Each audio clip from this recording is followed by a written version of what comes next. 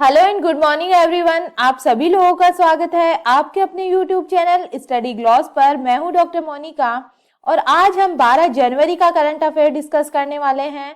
I hope आपको ये session पसंद आ रहा होगा और क्वेश्चन से रिलेटेड कोई भी आपके डाउट्स है तो आप मुझे कमेंट सेक्शन में जाकर पूछ सकते हैं। और इस लेक्चर की जो पीडीएफ है वो आपको टेलीग्राम चैनल पर मिल जाएगी। इसके क्विज है वो भी आपको टेलीग्राम चैनल पर मिल जाएंगे, वहां जाकर आप इसे अटेंड कर सकते हैं। तो चलिए स्टार्ट करते हैं हम आज का सेशन। फर्स्ट क्वेश्चन है, where was the 9th north east festival 2022 held? नवा नॉर्थ ईस्ट फेस्टिवल 2022 कहाँ आयोजित हुआ? तो ये गुवाहाटी के अंदर आयोजित हुआ है। ठीक है, और असम के राज्यपाल जगदीश मुखी ने 7 जनवरी 2022 को गुवाहाटी में इसका उद्घाटन किया है। और इसका कौन सा एडिशन है? तो इसका 9th एडिशन है, इस बार 9वां संस्करण है। इसका उद्घाटन किया है गुवाहाटी के अंदर। और इसका एम का क्या होने वाला है उसके बारे में हम बात करें तो नॉर्थ ईस्ट फेस्टिवल टूर ऑपरेटरों, पूर्वोत्तर के व्यंजनों और क्षेत्र के बुनकरों और कारीगरों की नेटवर्किंग के माध्यम से पर्यटन पर केंद्रित है ये फेस्टिवल। और फेस्टिवल की पहल make in north east startup north east पहल के साथ हुई है। मतलब इस फेस्टिवल का जो मेन एम है वो नॉर्थ ईस्ट एरिया की वाणिज्यिक और पर्यटन क्षमता को बढ़ावा देना और उजागर करना है। और यह फेस्टिवल नई दिल्ली के जवाहरलाल नेहरू स्टेडियम में होने वाला था, बट दिल्ली में बढ़ते कोविड केस के कारण इसे पोस्टपोन करना पड़ा। ठीक है, गुवाहाटी है वो असम की सबसे बड़ी सिटी है, ये भी आप याद रखिएगा। चलिए टॉप 5 फेस्टिवल्स के बारे में हम बात कर लेते हैं। तो जो आदिपुरम फेस्टिवल है वो तमिलनाडु के अंदर मनाया जाता है। वांचुआ फेस्टिवल है वो असम का है। ओनम फेस्टिवल है केरला का है। और शिलोंग फेस्टिवल है वो अरुणाचल प्रदेश का है। और नुआखाई फेस्टिवल ओडिशा के अंदर मनाया जाता है। सेकंड क्वेश्चन है, who has become the 20 inspector general of Assam rifles? Assam rifles के 20वें महानिरीक्षक कौन बने हैं? तो ये बने हैं विकास लेखरा बने हैं। ठीक है, और ये किसकी जगह लेंगे? तो ये जनरल वीपीएस कौशिक का स्थान लेने वाले हैं। और वीके त्रिपाठी की बात करें हम तो ये रेलवे बोर्ड के नए चेयरमैन बने हैं, ये भी आपको याद रखना है। मनोज नरवणे हैं वो भारतीय जो थल सेना है उसके प्रमुख हैं, तो ये भी आपको याद रखना है। और अब असम के बारे में हम बात करें तो असम की बात करें तो पर्यटन संजीवनी जो योजना है वो असम के अंदर स्टार्ट हुई है। और वांचुआ फेस्टिवल भी असम के अंदर मनाया जाता है। और जो हिमा दास है वो भी असम की है और इनको असम में डींग एक्सप्रेस के नाम से जाना जाता है। और भारत का एकमात्र जो गोल्डन बाग है वो भी असम के अंदर देखा गया है। और मनोहारी गोल्ड टी है जो देश की सबसे महंगी बिकने वाली चाय है वो भी असम की ही है। तो ये आपको असम से रिलेटेड कुछ इंपॉर्टेंट फैक्ट भी याद रखने हैं। और असम राइफल्स के 20वें महानिरीक्षक कौन बने हैं? तो वो विकास लखेरा बने हैं। थर्ड क्वेश्चन है, who has been honoured with the best actor in drama from the 79th Golden Globe award 2022? 79वें गोल्डन ग्लोब अवार्ड 2022 से किसे बेस्ट एक्टर इन ड्रामा से सम्मानित किया गया है? तो ये है विल स्मिथ, इनको सम्मानित किया गया है। और इस अवार्ड के बारे में हम डिटेल से बात करें तो दुनिया भर में चर्चित जो गोल्डन ग्लोब अवार्ड्स है वो जो आयोजन है वो 79th एडिशन है। और जो विजेताओं का जो ऐलान है वो सोमवार को वेबसाइट और सोशल मीडिया के जरिए किया गया। और कोरोना वायरस के बढ़ते मामलों की वजह से जो पुरस्कार समारोह है उसके अंदर रेड कारपेट का आयोजन नहीं किया गया है इस बार।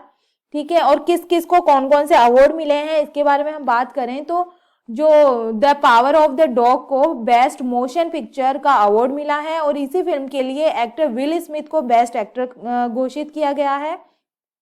और विल स्मिथ के अलावा एक्टर एंड्रयू गारफील्ड को भी फिल्म टिक टिक बूम बूम के लिए म्यूजिकल कॉमेडी कैटेगरी में बेस्ट एक्टर का अवार्ड दिया गया है। ठीक है, अब हम गोल्डन ग्लोब अवार्ड्स के बारे में बात करें तो जो गोल्डन ग्लोब अवार्ड्स है वो फिल्म और मनोरंजन जगत से जुड़ा एक बड़ा अवार्ड शो है जिसका पहला जो एडिशन है वो जनवरी 1944 में कैलिफोर्निया में हुआ था। और golden globe awards Harvard foreign press association की ओर से आयोजित किए जाते हैं। और जो इनका उद्देश्य है वो है एंटरटेनमेंट इंडस्ट्री में अच्छा काम करने वालों को सम्मानित करना। ठीक है, ये इनका उद्देश्य है। जो इस बार के 79th गोल्डन ग्लोब अवार्ड है वो लॉस एंजलिस में हुए हैं। ठीक है, ये ध्यान रखिएगा आप। और ध्यान रहे कि जो स्वामी विवेकानंद योग यूनिवर्सिटी है वो भी लॉस एंजलिस के अंदर ही है।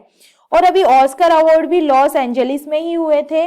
और इस बार 2021 के अंदर जो इनका नंबर थे वो 93 नंबर के ऑस्कर अवार्ड हुए थे। ठीक है, तो ये आपको याद रखना है। और इन ऑस्कर अवार्ड्स में बेस्ट फिल्म का अवार्ड किसे मिला था, तो ये नॉमैडलैंड को मिला था। ठीक है, और बेस्ट डायरेक्टर का अवार्ड किसे मिला था, क्लो झाओ को मिला था।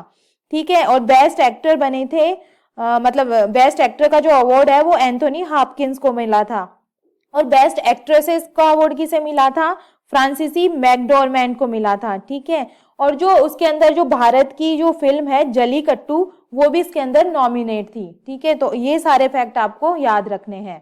फोर्थ क्वेश्चन है, who has been appointed as the new vice president of Asian infrastructure investment bank, एशियाई अवसंरचना निवेश बैंक के नए उपाध्यक्ष कौन बने हैं, तो ये बन गए हैं उर्जित पटेल बन गए हैं। और ये उर्जित पटेल है वो भारतीय रिजर्व बैंक के पूर्व गवर्नर रह चुके हैं और अब ये AIIB के नए उपाध्यक्ष बने हैं। ठीक है, और ये जो बैंक है वो चीन बीजिंग के अंदर स्थित है और इसके अंदर जो इसके जो प्रमुख है वो चीन के पूर्व उप वित्त मंत्री है जीन ल्यूकेन, वो इसके प्रमुख है और इसके उपाध्यक्ष अब उर्जित पटेल बन गए हैं। ठीक है, और AIIB के बारे में हम बात कर लेते हैं। तो जो एशियन इंफ्रास्ट्रक्चर इन्वेस्टमेंट बैंक है ये एस्टेब्लिश्ड हुआ था 16 जनवरी 2016 के अंदर। इसका जो हेडक्वार्टर है वो बीजिंग चाइना के अंदर है और वाइस प्रेसिडेंट बन गए हैं उर्जित पटेल। ठीक है, अच्छा ये बताइए कि न्यू डेवलपमेंट बैंक के उपाध्यक्ष कौन बने हैं अभी, तो जो न्यू डेवलपमेंट बैंक के उपाध्यक्ष बने हैं वो है अनिल किशोरा। ठीक है, और प्रेजेंट में इसमें 9 कंट्रीज है और रिसेंटली जो कंट्रीज में इंक्लूड हुई है वो अभी इजिप्ट हुई है, ये अपन ने पहले उसके अंदर पढ़ा भी था। ठीक है, मिस्र हुई है, इसकी नई कंट्रीज इसके अंदर इंक्लूड हुई है। और एशियन डेवलपमेंट बैंक का जो हेडक्वार्टर है वो मनीला फिलीपींस के अंदर है, उसके उपाध्यक्ष कौन है, तो वो है अशोक लवासा, ये भी आप याद रखिएगा। और हमने पढ़ा था कि शंघाई सहयोग संगठन के महासचिव कौन बने हैं, तो ये बने हैं झांग मिंग, ये भी आप याद रखिएगा। और अगर आपसे पूछे कि इंटरनेशनल ओलंपिक कमेटी के हेड कौन है, तो थॉमस बॉक है। और इंटरनेशनल क्रिकेट काउंसिल के हेड कौन है, तो ये है ग्रेग बार्कले। ठीक है, ये न्यूजीलैंड के हैं। और ये सारे question exam point of view से इंपॉर्टेंट है, तो ये सारे क्वेश्चन आप याद रखिएगा। फिफ्थ क्वेश्चन है, who has become the 73 chess grand master of India, भारत के 73वें शतरंज ग्रैंड मास्टर कौन बने हैं, तो ये बन गए हैं भरत सुब्रमण्यम बन गए हैं और ये चेन्नई के रहने वाले हैं और जो इनकी एज है वो 14 ईयर्स है। ठीक है, और ये भारत के युवा शतरंज खिलाड़ी भरत सुब्रमण्यम देश के 73 शतरंज ग्रैंड मास्टर बन गए हैं। ठीक है, अच्छा ये बताइए कि भारत का पहला ग्रैंड मास्टर कौन है, तो याद रखिएगा जो भारत का पहला ग्रैंड मास्टर है वो विश्वनाथन आनंद है और ये शतरंज के जादूगर के नाम से जाने जाते हैं और इनकी जो बुक है वो माइंड मास्टर है, ये भी आप याद रखिएगा। और जो पहला राजीव गांधी खेल पुरस्कार है 1991 और 92 का, तो ये विश्वनाथन आनंद को ही मिला था। अच्छा ये बताइए अगर आपसे पूछे कि पहली महिला ग्रैंड मास्टर कौन बनी थी, तो ये विजय लक्ष्मी बनी थी। और विश्व के सबसे युवा ग्रैंड मास्टर कौन है, तो ये अभिमन्यु है, ये आप याद रखिएगा। चलो हम फिडे के बारे में बात कर लेते हैं। फिडे मतलब देखिए यहाँ बात हुई है चेस की, तो जैसे क्रिकेट को विश्व में ICC रेगुलेट करता है, ओलंपिक को IOC रेगुलेट करता है और टेनिस को ATP रेगुलेट करता है, वैसे ही चेस को फिडे रेगुलेट करता है। तो चलिए फिडे के बारे में हम बात कर लेते हैं। Winning in the world is also a game of chess, it is regulated by FIDE. World chess federation established हुआ था 20 जुलाई 1924 को। जो इसका हेडक्वार्टर है वो है ल्यूसाने स्विट्जरलैंड के अंदर। जो इसके प्रेसिडेंट है वो है आर्कडी डवोरकोविच। ठीक है, तो ये आपको याद रखना है। सिक्स क्वेश्चन है, which state will host the Khelo India youth game 2022-23? Khelo India youth games 2022-23 की मेजबानी कौन सा राज्य करेगा, तो ये मध्य प्रदेश करने वाला है। और खेलो इंडिया यूथ गेम्स का ये 5th एडिशन होने वाला है मध्य प्रदेश के अंदर और इसका जो 4th एडिशन है वो 2022 फरवरी में पंचकुला हरियाणा में होने वाला है। अब आप सोचेंगे कि 2022 में 2 कैसे हो जाएंगे, तो एक्चुअली ये वैसे नवंबर 2021 में होने वाला था बट इसको कोविड-19 के कारण पोस्टपोन कर दिया गया और हम जो प्रश्न में बात कर रहे हैं, क्वेश्चन में हम बात कर रहे हैं, इसका 5th जो एडिशन है वो मध्य प्रदेश भोपाल में होने वाला है। चलो हम स्टार्टिंग से हम इसकी बात करें तो 2018 के अंदर ये इसका फर्स्ट एडिशन हुआ था, ठीक है, जो दिल्ली के अंदर हुआ था। और इसके बाद में 2019 के अंदर जो इसका हुआ था वो पुणे महाराष्ट्र के अंदर हुआ था, ठीक है, पुणे महाराष्ट्र में हुआ था। इसके बाद में 2020 के जो यूथ गेम्स है वो असम गुवाहाटी के अंदर हुए थे। और जो इसका 4th एडिशन है वो नवंबर 2021 में होने वाले थे, बट कोविड-19 के कारण इसे पोस्टपोन कर दिया गया। और अब ये होंगे फरवरी 2022 के अंदर हरियाणा के अंदर। और इसके जो 5th एडिशन है वो मध्य प्रदेश के अंदर होने वाला है, ये आप याद रखिएगा, ठीक है। चलिए मध्य प्रदेश के बारे में हम बात कर लेते हैं। तो ये एस्टेब्लिश हुआ था 1 नवंबर 1956 को। इसकी जो कैपिटल है वो भोपाल है। चीफ मिनिस्टर यहाँ के हैं शिवराज सिंह चौहान। यहाँ के गवर्नर है मंगूभाई छगन भाई पटेल। यहाँ की जो चीफ जस्टिस है वो है आर.वी. मलीमठ। और यहाँ पे लोकसभा सीट्स है 29, 11 है राज्यसभा सीट्स और 230 है असेंबली सीट्स। 5 नेबरिंग स्टेट्स की बात करें तो महाराष्ट्र, छत्तीसगढ़, उत्तर प्रदेश, राजस्थान और गुजरात है, ठीक है। और हम मध्य प्रदेश की बात करें तो अभी भारतीय सेना ने क्वांटम प्रयोगशाला की स्थापना कहाँ की थी, तो ये महू मध्य प्रदेश के अंदर ही की थी, ठीक है। और विश्व संगीत तानसेन का जो आयोजन है वो भी मध्य प्रदेश के ग्वालियर में किया गया था। और राज्य का पहला जो ड्रोन मेला है वो भी ग्वालियर के अंदर ही आयोजित किया गया था। तो ये इंपॉर्टेंट फैक्ट्स भी आप याद रखिएगा। 7th क्वेश्चन है, when is world Hindi day 2022 celebrated? विश्व हिंदी दिवस 2022 कब मनाया गया है? तो ये 10 जनवरी को मनाया गया है। और इसके बारे में हम डिटेल से बात करें तो विश्व स्तर पर भाषा को बढ़ावा देने के लिए 2006 से 10 जनवरी को विश्व हिंदी दिवस के रूप में मनाया जाता है। और यह जो पहले है विश्व हिंदी सम्मेलन की वर्षगांठ का प्रतीक है, जिसका जो उद्घाटन है वो 10 जनवरी 1975 को तत्कालीन प्रधानमंत्री इंदिरा गांधी के द्वारा किया गया। मतलब जो उसकी एनिवर्सरी है उसके रूप में हम विश्व हिंदी दिवस मनाते हैं। और ये कहाँ ये भाषा बोली जाती है, जो हिंदी है वो, जो हिंदी की नाम है वो हिंद से मिला है और इसका अर्थ होता है सिंधु की भूमि, ठीक है। और ये कहाँ बोली जाती है ये लैंग्वेज, तो Bharat, Trinidad, Nepal, Guana, Mauritius और अन्य कई कंट्रीज में ये भाषा बोली जाती है, ठीक है। अच्छा, विश्व हिंदी सचिवालय कहाँ स्थित है? तो ये मॉरिशस के अंदर स्थित है, ठीक है, विश्व हिंदी सचिवालय। और इसके अगर आपसे पूछे कि हिंदी दिवस कब मनाए जाते हैं तो हिंदी दिवस मनाया जाता है 14 सितंबर को मनाया जाता है, ठीक है।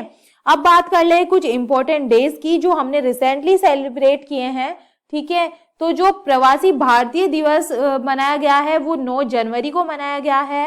वर्ल्ड वार ऑर्फेन्स डे मनाया गया है 6 जनवरी को। और वर्ल्ड ब्रेल डे मनाया गया है 4 जनवरी को। और ग्लोबल फैमिलीज डे 2022 सेलिब्रेट किया गया है 1 जनवरी को।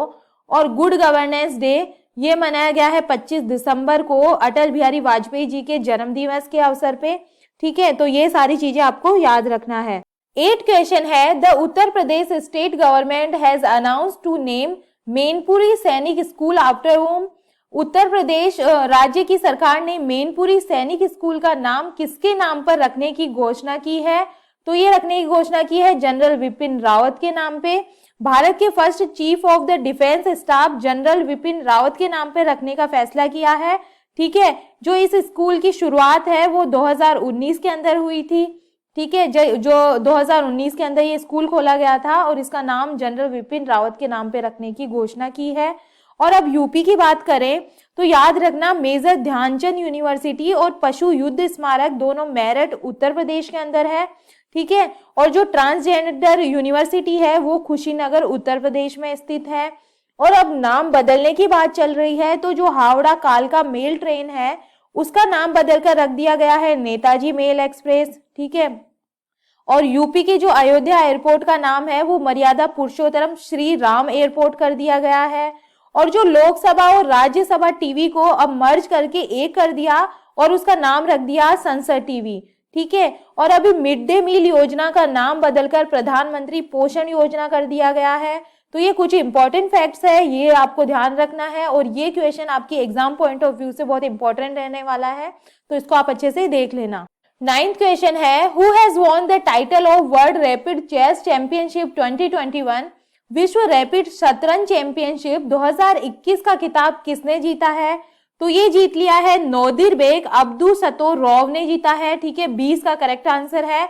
ये उज्बेकिस्तान के हैं। ठीक है, और 2020 का जो फिडे चैंपियनशिप जीता था वो जीता था मैग्नस कार्लसन ने। अब इन्होंने मैग्नस कार्लसन को पीछे छोड़ दिया है।